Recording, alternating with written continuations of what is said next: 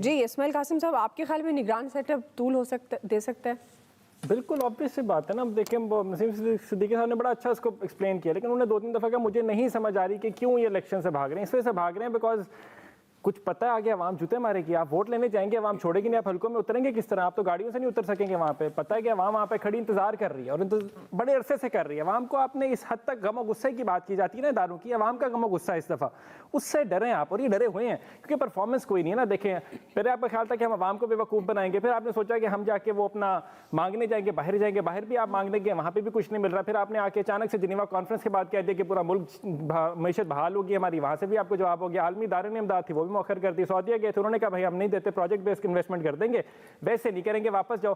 क्यों? क्योंकि पता है इस हद तक आपकी क्रेडिबिलिटी के ऊपर सवालिया निशान है कि कोई भी आपको क्यों पैसे देगा। एफडीआई आपकी डेड होगी, रेमिटेंसेज जो थी, जो ओवरसीज पाकिस्तानी हमारी बैकबोन थी, वो तो वैसे ही आपसे बहुत तंग है। वो तो खान साहब के सिर्फ नाम लेते हैं और वो इन लोगों से वैसे ही इतना ज्यादा इमेज की बात होती है ना। इमेज जब आपने यहाँ पे भी खत्म कर लिया, वहां पे भी खत्म कर लिया, नैरेटिव्स की बात होती है, नैरेटिव भी आपके पास कोई नहीं रहा। फिर आती है पॉलिसी आपके पास कोई नहीं है। फिर आती है इंप्लीमेंटेशन 10 महीने की जो है वो सामने नजर आ रही है। आपके अंदर इस हद तक डिविजन्स हो चुकी हैं कि आपने मरियम बीबी को एलिवेट करके किस पोजीशन पे पहुंचा दिया। जो पीछे 20-20 30-30 साल लगा के बैठे हुए थे, उन्होंने कहा कि हमने पहले बड़ों की गुलामी की, अब उनके बच्चों की करें, फिर उसके बाद अगलों की करें। यूथ के लिए आपने 60 साल से बड़े बंदे को लाके यूथ का रिप्रेजेंटेटिव बना दिया। अजीब कश्मकश में मुब्तला है, इतनी पैनिक, इतनी इमेच्योर, समझ नहीं आ रहा। मतलब दे वर सपोज्ड टू बी, मतलब बड़े मंशूर सियासतदान, मैंने पहले भी कहा था, लेकिन वो नहीं, उनका नजर आ रहा है कि वो लोग परेशान हैं, पैनिक हैं, क्योंकि जो इदारे उनको चलाते थे, जिनके वो लाडले बन के दोबारा आए, उनकी भी नहीं अब सुनी जा रही। तो समझ नहीं आ रहा हम करें क्या। इलेक्शन किस तरह से करवाने? इलेक्शन करवाएंगे बहुत बुरे तरीके से हारेंगे, और अगर खान साहब 2/3 से आगे,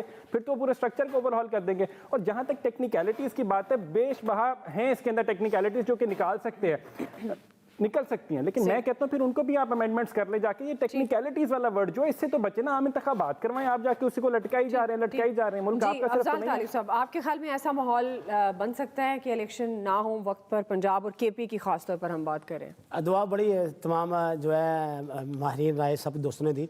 मैं तो पाकिस्तान के जो जब से बना अब तक ये सूरत देख रहा हूँ, तो मुझे एक वाक़या याद आ गया कि 2 नशे जा रहे थे आपस में, तो किसी पास से बंदे ने गुजरा, उसने कहा बहुत बदबू आ रही है, कपड़े चेंज कर लो।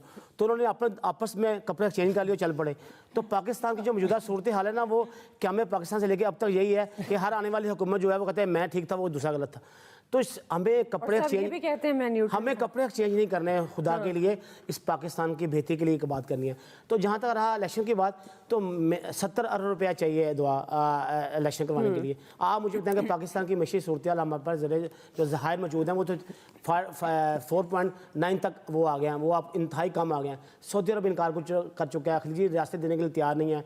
तो पैसा आना कहाँ से है? अभी कल एक ऐसे इकबाल साहब ने कहा कि जी अब हम ये सोच रहे हैं कि जितने लोगों ने अपने डॉलर रखे हैं वो डॉलर बाहर निकाल लें।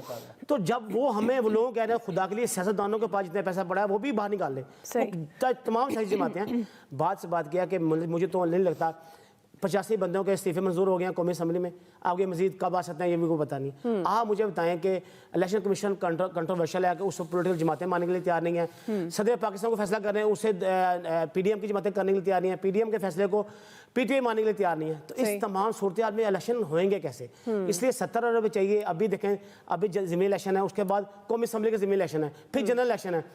ये क्या, मैं तो समझता हूँ कि तमाम सिस्टम जो है वो हम जनरल इलेक्शन तरफ जा रहे हैं, चाहे कोई माने या ना माने, चाहे पीडीएम ना माने।